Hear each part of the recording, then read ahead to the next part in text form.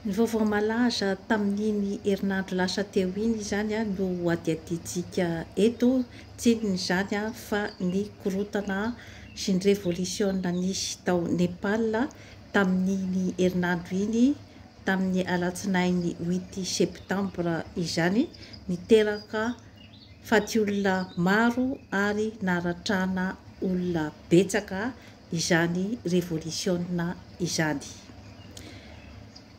Ho adiadintsika eto izany hoe aiza no misy an'izany Nepal izany, dia any amin'ny continentan'ny Azia ary eo anelanelan'ny Chine sy ny Inde izany no misy azy.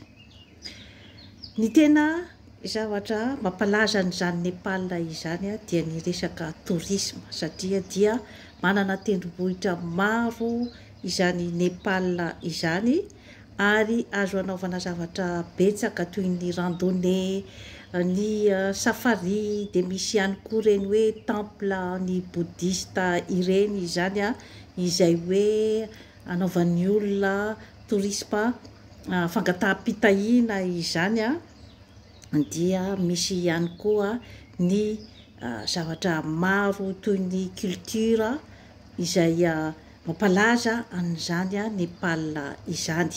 Eo amin'ny 30 millions eo zany ny isan'ny mponina ao ary misy culture maro samihafa, misy ihany koa zany ny foko samihafa ary ny religion samihafa ao amin'io Nepal io. Taloha zany dia ny monarchie na ny fitondran'ny mpanjaka no nisy tao Nepal, fa hatramin'ny 2006 zany dia nisy ny karazana révolution izay nanongana an'io rafitra fahampanjaka io, dia niteraka ny fitondrana républicaine izany ary nisy parti politika maro tao anatin'ny parlement izany. Hiditra zany tsika ny amin'ny resaka korontana izay naharatrana hatramin'ny anjatony maro ary nisy maty 27. Inona no nahatonga an'ilay korontana? Nisy izany ny fandraran'ny gouvernemanta, nanidiny ny Facebook sy ny YouTube ary ireny LinkedIn ireny zany tao amin'ny internet, ka nahatonga ny génération Z izay tesitra mafy tamin'ny gouvernemanta dia nanao karazana fihetsiketsehana. Nisy moa zany ny zavatra hoe notakin'ireo mpanao fihetsiketsehana izany dia ny hoe fitarainana izany amin'ny corruption na ny risoriso be loatra ao amin'ny Nepal, dia maro dia maro ihany koa zany ny taux de chômage ary nisy ny fanakatsakanana ny olona izany tsy ilazany heviny.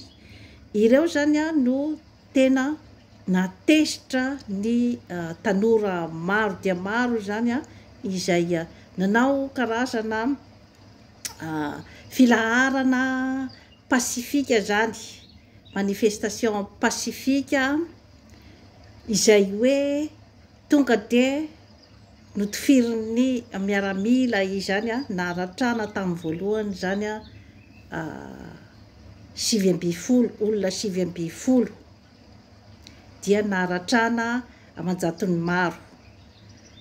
Tezitra n'izany zavatra rehetra izany zany ireo mpanao fihetsiketsehana dia nandoro ny parlementa, nandoro ny karazana trano maromaro ary dia nisy ihany koa zany ny tranon'ny premier ministre izay nodoran'ny mpanao fihetsiketsehana ary dia maty tao ny vadin'ny premier ministre. Tao ihany koa zany ny scandale izay hoe nanaovan'ny zareo humiliation ny ministry ny vola, izay nosokiriny tany amin'ny birao ary dia nitaritaritiny natsipiny tany anaty rano ary dia narobon'ireo tao anaty rano izany a ny minisitry ny vola ary nampitanjahany. Zany rehetrarehetra zany a dia ny fahatezeram-bahoaka izay efa niotrika fotoana maro dia maro zany a tao amin'ny vahoaka ilay fahatezerana, fa nisy zany a ny élément déclencheur dia ny fanapahana ny Facebook sy ny YouTube tao amin'ny internet zany a, izay zany a no afo nandrehitra ny fahatezeram-bahoaka izay tsy tana intsony izany. Misy moa zany a ny mpitondra fanjakana sasany a izay nandositra tamin'ny hélicoptère. Rehefa niongana moa zany a ny premier ministre nametram-pialana dia nosoloana Andramatoa Susila Karki izay efa zokonjokony ihany 7 taona ary présidente ny Cour suprême teo aloha io ramatoa io. Misy antony ny nametrahana olona ohatran'izany satria izy zany no toteny ao Nepal amin'izao fotoana izao ary izy no nampitony an'ilay fihetsiketsehana. Hitantsika amin'izany zany ny hoe manao ahoana zany ny vahoaka rehefa tonga ao anatin'izany atao hoe atezerana izany, satria ny Nepal dia amin'ireo karazana religion izay nitononiko teo ireo ary amin'ny hoe ao anatin'ny continent-ny Azia azy dia azo lazaina ihany hoe mitovitovy amin'ny tempéramenttsika malagasy ihany zany amin'ny andavanandro ny tempérament an'ireo olona ao Nepal ireo. Izany hoe amin'ny andavanandro zany dia ohatrany hoe olona tony na hoe calme izany, dia miandrona ny zavatra rehetra izay hoe hiaretany zany. Zay ngamba ny ataontsika hoe voambolana malaza bebe kokoa ny zava-mitranga, maro loatra ny zavatra ny aretana sy ny kotrika tao dia ilay efa nilazaiko teo hoe ny kolikoly sy ny chômage ary ny fangejana ny olona tsy ilaza ny heviny. Androany moa zany dia fankalazana ny andron'ny demokrasia. Raha hitodika isika zany ao Madagasikara, misy ve ny demokrasia ao Madagasikara? Ianao izay mijery ahy amin'izao fotoana izao dia afaka mamaly an'izay hoe misy ve sa tsy misy ny demokrasia ao Madagasikara.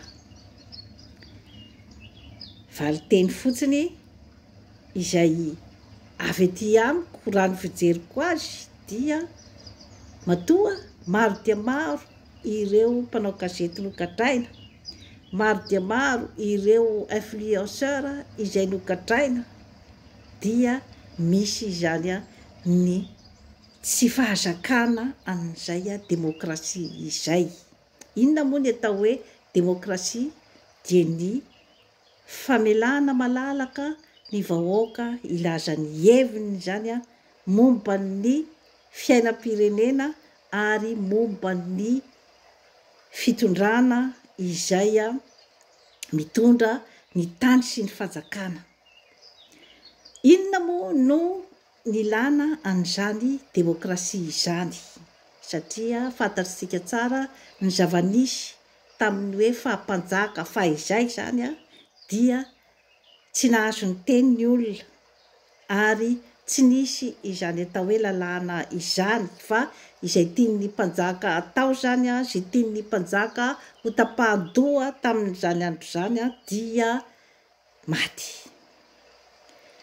Rehefa nandinika ny zanak'olombelona izany dia nahita fa tsy rariny ny didiko fehalehibe sy ny resaka dictature ohatran'izany satria tamin'ny andro ny fahampanjaka taloha zany a dia izay tia ny mpanjaka atao a no tsy maintsy tanterahana. Tsy mitovy nefa izany zavatra izany a amin'ireo mpanjaka amin'izao fotoana izao satria ireo mbola nahatana ny mpanjaka ao aminy toy ny anglisy ohatra zao a dia efa miavaka tsara mihitsy ny azy a izany atao hoe mpanjaka izany, zany hoe tsy manana ny pouvoir tanteraka intsony zany fa karazana symbole sy voninahitry ny anglisy fotsiny zany a ny mpanjaka fa ny prime ministre sy ny gouvernemanta no tena mitondra ny tany sy ny fanjakana. Izay a no mbola mampaharitra ny mpanjaka ao Angletera. Hitodika mantsy a zany a ny ao amintsika ao Madagasikara. Eno eranio amin'ny internet sy amin'ny hainao manjery maro dia maro ao Madagasikara izany a ny fimenomenomana momba ny fiakatry ny vidim-piainana, ny fimenomenomana ny amin'ny fahasahiranana amin'ny fiainana andavanandro satria dia eo amin'ny 700,000 mponina ao Madagasikara izany a no tsy mahafeno tsony izany a ny fepetra besoins fondamentaux, besoins de base amin'ny maha olombelona dia tsy inona izany a fa ny tsy fahatakaran'ny malagasy maro anisa 700,000 ny fitsaboana any an-hôpitaly dia matetika zany a maro ny olona maty tanora ao Madagasikara. Maro ny olona tsy afaka intsony mampianatra ny zanany noho ny tsy fahampian'ny vola ampiasaina ao an-tokantrano. Maro dia maro ny olona mipetraka amin'ny trano tsy zarizary izay hoe tsy mahatakatra akory an'izany hoe inona ny minimum na hoe ny zavatra ilaina ao amin'ny tokantrano iray. Tsy manana rano fisotro madio, tsy manana ny jiro izay sitrana satria na dia misy ara ny manana électricité dia tapatapaka izany jiro izany, kanefa dia mitaraina ny ankamaroan'ny olona fa mbola hitakina facture mitovy amin'ny hoe tsy fahatapahany jiro. Maro dia maro ny olona izay tsy anasa, mitaraina ny olona amin'ny tsy fandriam-pahalemana. Maro dia maro izany a ny zavatra izay hoe hitaraina ny vahoaka ao Madagasikara amin'izao fotoana izao. Kanefa rehefa misy zany ny mitaraina sy milaza ny zava-misy rehetra izay miseho ao amin'ny fiarahamonina malagasy dia matetika zany a ireo olona ireo a no alefany amponja na anaovana karazana intimidation, anaovana karazana famaisana na mivantana na akolaka. Izany a no zava-misy ao Madagasikara amin'izao fotoana izao. Ny tenako moa dia efa nandefa foana zany a fanairana, fampatsiahivana ny malagasy rehetra tsy vaky volo teto amin'ny fandaharana zany voret santé. Mahatsapa fa manana adidy sy andraikitra ka mitondra ny anjara biriky nanome torohevitra foana aho teto na ho an'ny mpitondra fanjakana izay torohevitra eritreretiko fa ahatsara ny firenena. Misy ny zavatra somary masitsika, ny teny somary masitsika kanefa zava-marina. Misy ny karazana torohevitra izay natoroko ho an'ny fitondram-panjakana dia ny hoe ataovy ny hoe ny vahoaka no maso madidy. Izao ny hanatotosa ny filana fototra na ny besoins fondamentaux zany a ny population. Izay vao akasitrahan'ny vahoaka ny fitondrana entinao. Efa nanome torohevitra teto ny mpanohitra ny amin'ny hoe tsy fanoherana be fahatany no tokony atao fa fanoherana izay hoe mampifoha tokoa ny masom-panahin'ny mpitondra. Efa nomeko teto daholo izay torohevitra rehetrarehetra izay ny hoe ny fihavanana io no arenantsika, io no karazana basy sy tafondro ho atsika hiarovantsika tena amin'ny hatanjahan'ny tany mandroso izay matanjaka dia matanjaka tokoa amin'ny resaka materialy, amin'ny resaka fitaovam-piadiana, amin'ny resaka vola, amin'ny resaka manipulation de toutes les facettes. Fa nyresahako teto daholo zany. Inona no arma izay afaka hoentintsika? Ny fihavanana. Kanefa moa maro dia maro no maneso an'io terme io, na ny eo amin'ny fitondram-panjakana na ny aty amin'ny fanoherana, dia ohatra tsy tena mahafantatra ny lanjan'izay hoe manoloana ny goavana sy matanjaka ane isika amin'izao fotoana izao. Inona ny tetikady? Fa ohatra ny avy amin'ny maivamaivana daholo izany hoe fampandrenesana, famoazana nataoko teto izany. Efa niteny tamin'ny vahoaka ny amin'ny hoe jereo ny zo fototra tokony isitrahanao ary takio ny zo fototra. Miezaha amin'ny talentanao, miezaha amin'ny fiainanao andavanandro.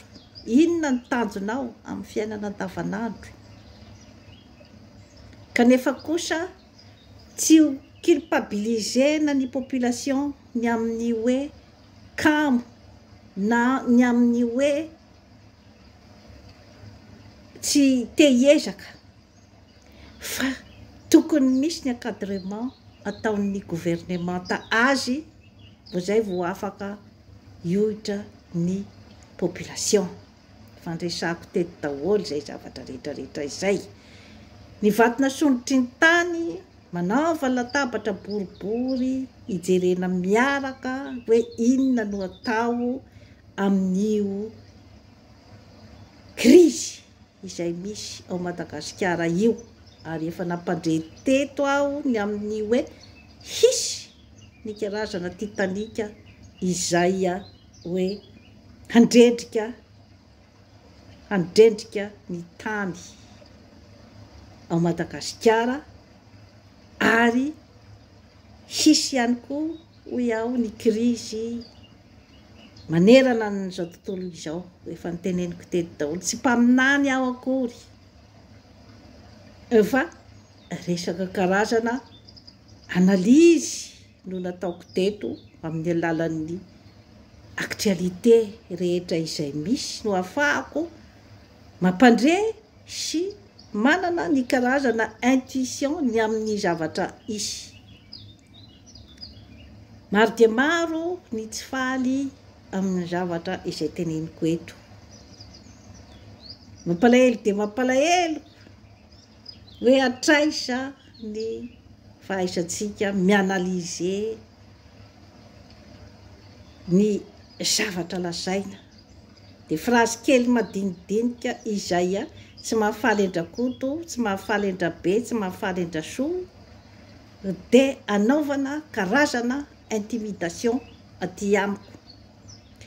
Tsy mampaninina nefa izany zavatra rehetrarehetra izany satria raisiko adidy amin'ny firenena ny filazako ny zavatra rehetra izay mba kely fantatro eto amin'ny fandaharana izay ataoko, na ny mety rohevitra aho ho an'ny vehivavy, na eo amin'ny resaka fikojana ny vatana, ny saina sy ny fanahy, na ny resaka ara-pitiavana izay mahamatimaty ny vehivavy izany kanefa mety mandrendrika azy koa raha ohatra ka tsy hainy ny mandrindra ny fiainany satria misy ny fitenenana hoe derrière un grand homme il y a toujours une femme. Ka mba mahatsapatsapa ihany izany ny tenako hoe mitondra ny anjara birika eo amin'ny firenena nandritran'izay taona maromaro izay. Tsara ho marihana fa raha nanomboka an'ity fandaharana zany foresante ity ny tenako, ny tena tao anatin'ny programako dia ny hoe santé, beauté, bien-être amin'ny teny frantsay satria nieritreretiko hoe ny malagasy izany izay mianatra afaka ihany koa mahazo ny teny frantsay, ary ilay thème manetiko koa zany tsy dia nieritreretiko loatra hoe iinteresse ny malagasy. Izay zany no tena hoe zavatra nieritreretiko zany nanokatra an'ity chaîne YouTube ity ny tenako satria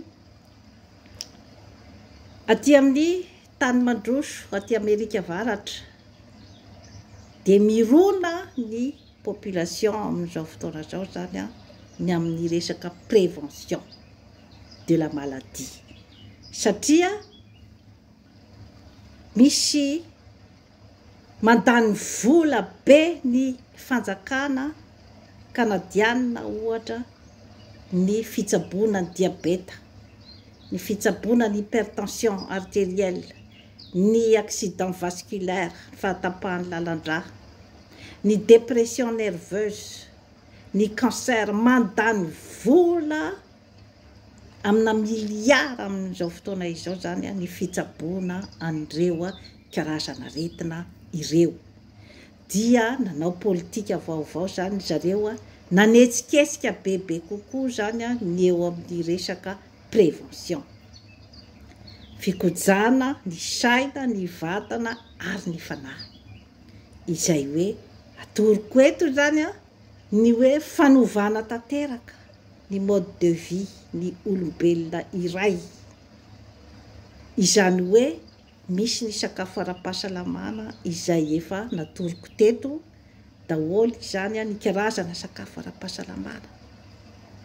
Misy ny fanetsehana ny vatana izay atoroko amin'ny alalan'ny danse aérobika ireny, ny fanaovana ny fanatanjahantena na ny amin'ny salle de gym izany na ny la marche na ny natation.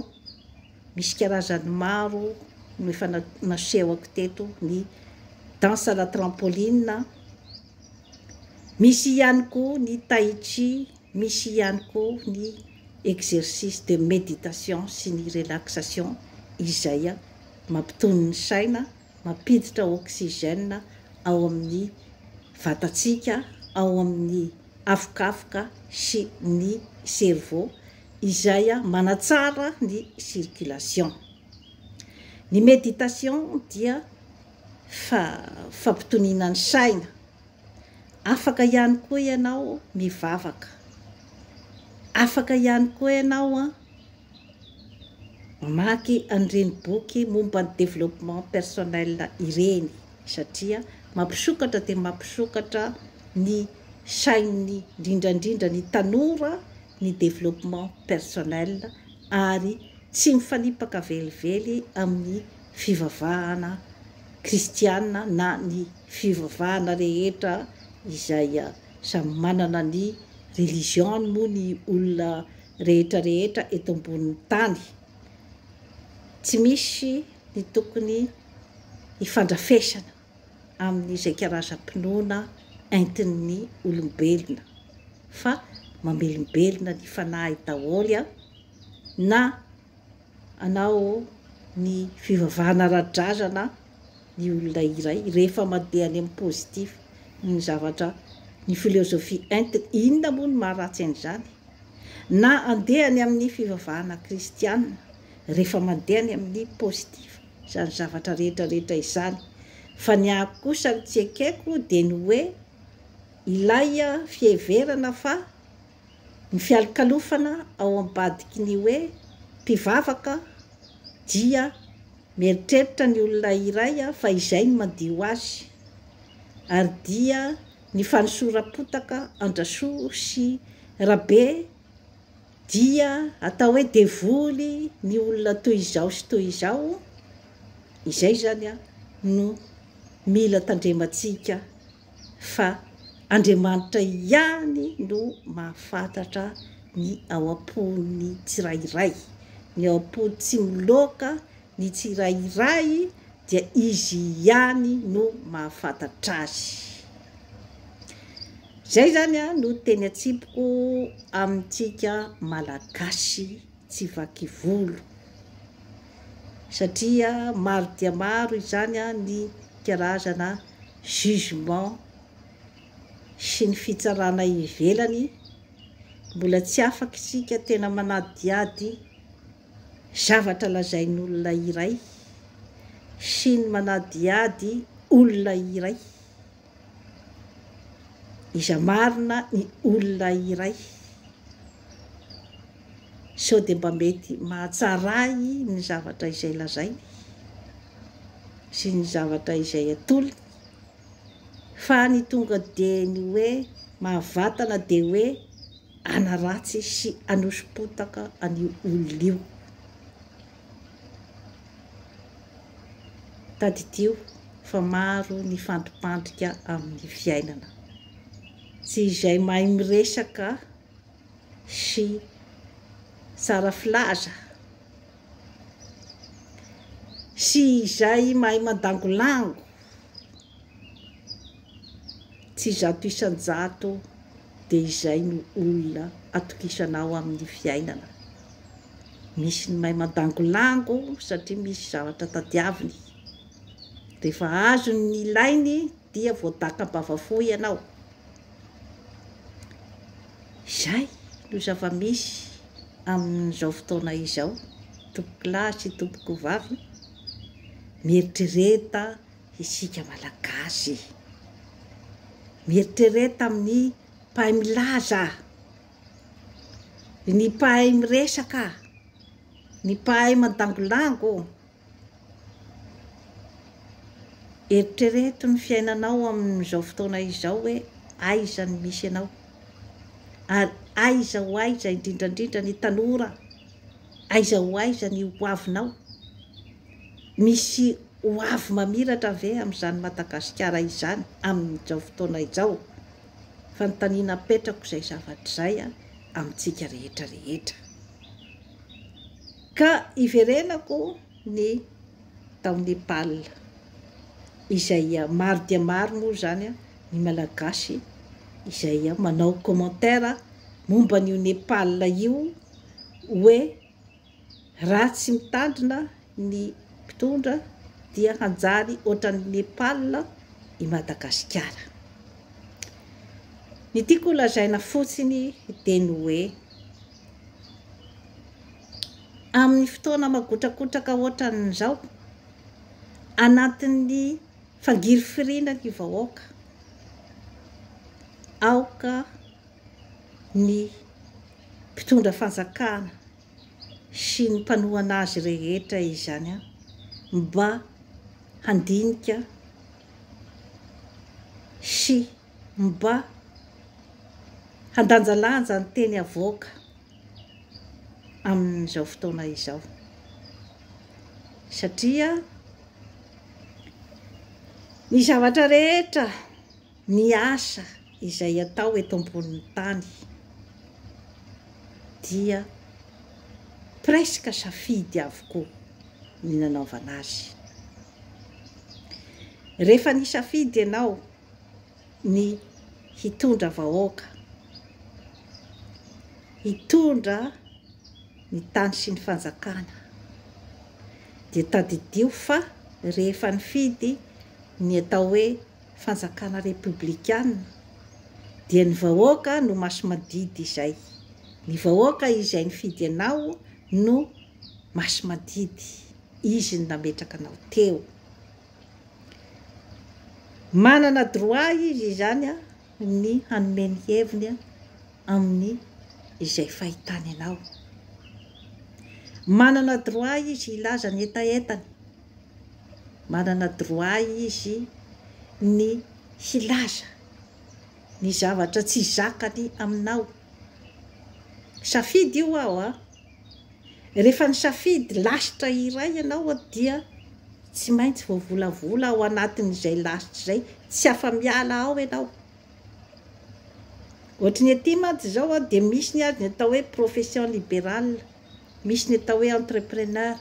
Ireo ange no olona libre. Libre ireo ny zavatra fantany dia ny hoe tsy maintsy mandafo ny entana aho, tsy maintsy mandafo an'ity zavatra varotiko ity aho. Inona zany ny stratégie entiko hisintomako ny mpividy. Izay zany ny azy libre izy satria entreprise io. Fa une fois ianao miditra amina zavatra izay hoe misy olona mamey dia efa tsy ianao itsony sy izay fihetseponao itsony izany no tokony hiasa ao, fa efa ny voavolavolan'ny lalàna izay mipetraka eo, voavolavolan'ny hevitry ny vahoaka, izay ny atao hoe demokrasia. Inona ny zavatra andrasana aminao? Efa tsy malalaka itsony zany ianao, anao izay tianao atao. Satria raha ny tenako manokana ange ny safidy ny ho libre aho amin'ny zavatra izay ataoko e. Aokisika mantsy hoe tsy hampifamadika zavatra izany hoe ny fanenjikenjehana eto ve libre aho. Tsy anatina molina aho fa libre. Fa ianao izay ny safidy ny hiditra amina institution anankiray izay misy lalàna mifehy, misy ny etika, misy ny zavatra rehetra rehetra azo atao sy tsy azo atao. Ianao zany tokony mihaino, mahay mihaino ny vahoaka izay nametraka anao teo, satria ao anatin'ny règle-ny demokrasia izay zavatra izay. Asa saropo rehefa manao politika. Fa rehefa nanao politika zay dia fanana-bahoaka zany ny kirakirainao. Tsy ataonao ankeriny zany ny fangalana ny tany-bahoaka. Tsy alainao ankeriny ny safidim-bahoaka. Tsy alainao ankeriny ny zavatra rehetra izay tianao alaina. Tsy ataonao botolo ny décision rehetra rehetra izay tianao raisina. Fa pasehivana ny ahy. Ary mbola mamerina ny resaka fihavanana izay tokony hapetraka ao Madagasikara. Io ny force-tsika. Fa tadidio fa raha vao miala ao anatin'izay fihavanana izay ange ianao dia korotana no setrin'izay. Ka sao lahy dia hivadika ohatran'ny Nepal. Enganie mba tsy ho tonga amin'izany ny tanitsika ao Madagasikara. Fa ahay hifandamina isika samy malagasy. Hifandamina ny amin'ny hoe resaka fangalana ny malagasy teo amin'ny taniny. Inona ny fifampirarahana zany ataonao ho tambony fangalanao ny olona teo amin'ny taniny? Ho aiza zany ireo olona ireo malagasy izay mitovy aminao ihany? Eritrereto, eritrereto fa tsy ho zaka ny atezeram-bahoaka raha ohatra ka mitrotra eo ny malagasy. Malagasy daholo na avy any avaratra, na any atsimo, na any atsinanana, na any andrefana, na ny afovoantany dia malagasy daholo. Mendrika ny hanana ny anjara masoandrony, mendrika ny isitraka ny arena rehetra izay misy ao Madagasikara, izay mbola eo am-pelatanan'olombitsy, ary ireo mahantra fadiran'ovana 70 isan-jaton'ny malagasy dia mandry eo ambonin'izany arena sesehena hatramina miliara izay afaka amelomana ny vahoaka malagasy rehetra tsy vaky volo raha ohatra ka tsara tatana amin'ny rafitra mahomby izay isitrahan'ny vahoaka rehetra rehetra tsy akanavaka ao Madagasikara dia amin'ny alalan'ny fitsinjaram-pahefana na ny federalisma izany. Dia ilamina sy hiadam-pinaritra ny malagasy rehetra tsy vaky volo. Veloma tompoko.